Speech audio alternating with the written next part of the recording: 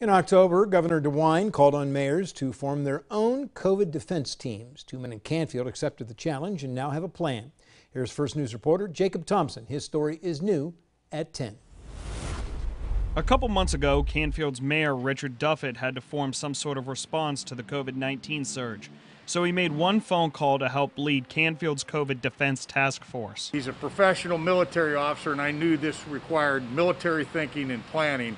Chuck Coleman is a West Point grad and a former Army colonel. Mayor Duffett is a Naval Academy grad.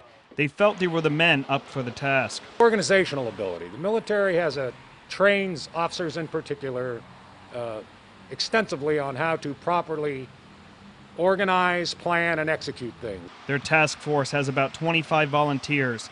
They split it up into 3 committees. Educational, led by Canfield School Superintendent Joe Newell. The communications, led by Mayor Duffett, and recognition, led by Canfield's Police Chief Chuck Colucci. The Education Committee develops the information that is going to be important for Canfield people to know. The Communications Committee is going to develop the tools and techniques to get that information out to them.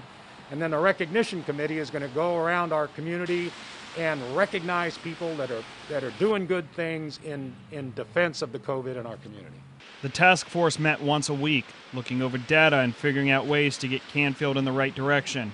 They've came up with public service announcements from people in the community who had COVID. But I do understand what it's like to be quarantined. I had to spend 3 weeks away from my children.